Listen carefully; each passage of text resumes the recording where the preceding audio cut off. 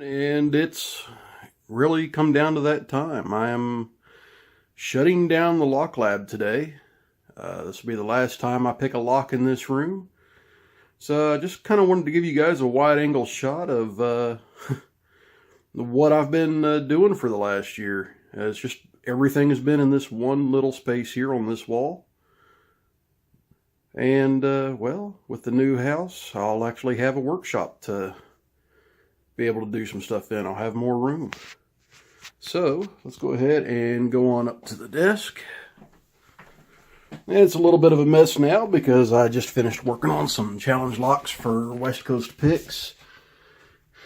Got a couple of them sitting here. Set these off to the side.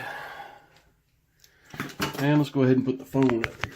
You can tell my desk is pretty darn messy. So yeah guys, I'll be moving and you won't be seeing me for a few weeks on YouTube. I will be mostly incommunicado until second week of October or so, because that's when I get internet hooked up at the new place.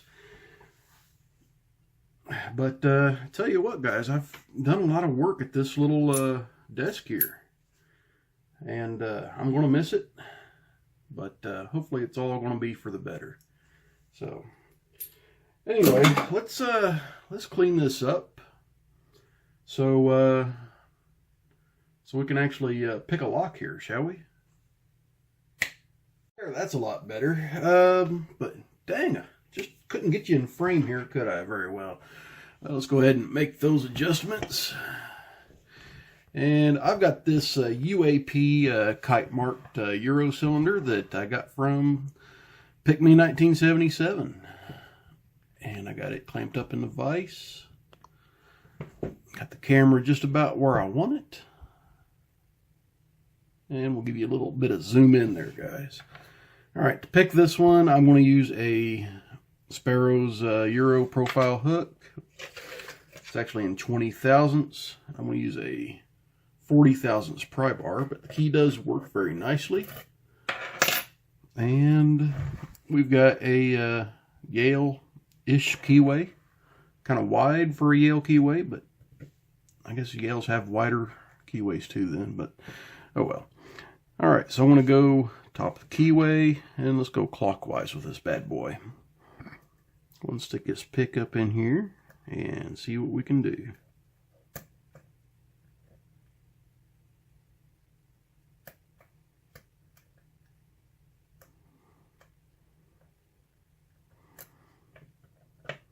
Okay, didn't really get anything on my first pass. I want to tighten up my tension just a little.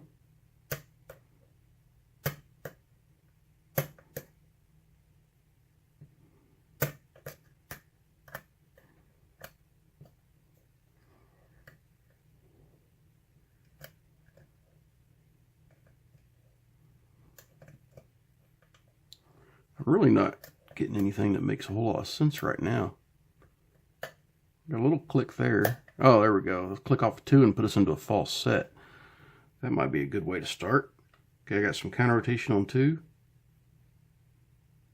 Just nice and slow, that way I don't drop anything. Okay, I still have it. Okay. 3 counter rotation.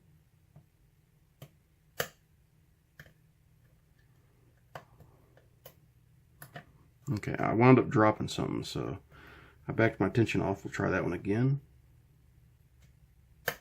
Okay, I've still got it.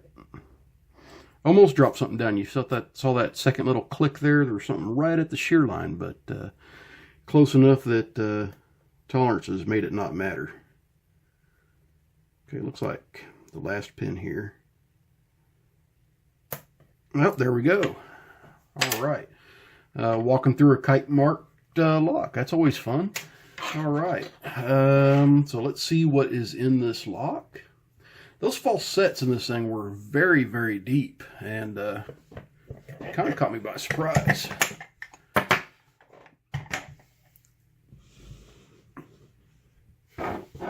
So let's slide the tray over here and get you guys nice in frame.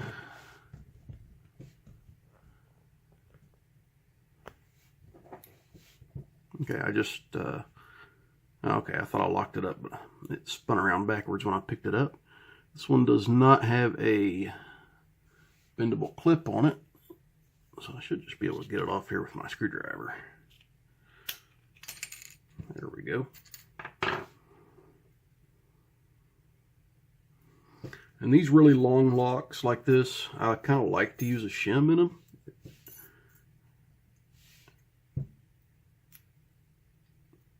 Kind of makes me feel a little bit better about the gutting. There we go.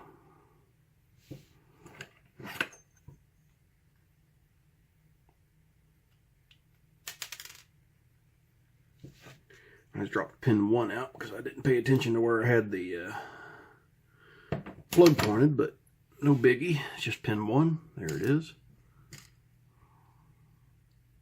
Yeah, good thing I did shim it because that big gap right there could have made things a little bit difficult for me. All right. 2, 3, 4, 5, and 6. And there's no counter milling or anything. Well, maybe there is just something. See that little line down there in chamber 2? Let me zoom in for you. Right there in chamber 2, there's something going on there. If it's counter milling, it's very, very far down the cylinder.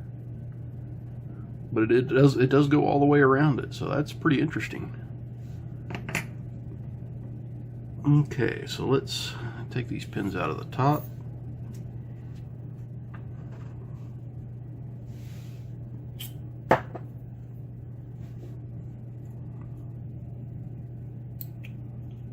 Okay, I've got a very deep spool, which makes sense on those very deep false sets. I've got a very, very long standard. That must be a bump stop feature. I'll have to take a look at that chamber for you guys here in a second. Another very deep spool in 2. This is actually the first time I've seen factory spools cut this deep. Another extremely deep spool.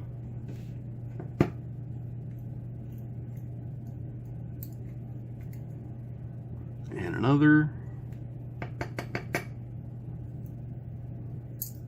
And another. All right. So yeah, these spools are crazy deep. All right, since this is a stock lock, there's definitely no modifications done to the top that I can see. Alrighty. So let's go ahead and give a good zoom in and show you guys the pins that's in this kite marked UAP lock. Okay, so I've got a standard in 1, then I've got a very, very deep spool above it, very nicely shaped spool, and then I got this funky little pin here in chamber 2, and I think this little guy here lines up on that rim that I showed you, and it might be some sort of bump stop feature, because this is an extremely long driver pin.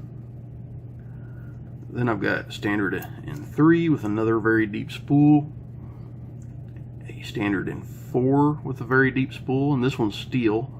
They're kind of alternating steel copper, steel copper, steel copper. I mean, steel brass, steel brass, and then another standard, then a brass spool, then a standard, and then another steel spool. The springs, I'm pretty sure they're all steel springs. I can pretty much tell by looking most of the time. So let's stick a magnet to it anyway just to see. Definitely steel. Alrighty. Well, and that there is what we have in this UAP kite mark that my good friend spp'd 1977 sent me. If you guys have never been to his channel, welcome to YouTube. If you have been to his channel, thank you. He's a great guy, great picker, great friend, and he's been a fantastic supporter of my channel. And everyone else, I really appreciate it. I'm glad that you've been able to stick around for me for the past year while I've been at this little desk. And it's been a pretty awesome journey. But it's time to shut the lights off. This will be my last lock picked in my lock lab. And you guys won't see me again until October. So everyone, stay safe. Don't do anything illegal. Please like, comment, subscribe, support the Locksport community, and have a fantastic weekend.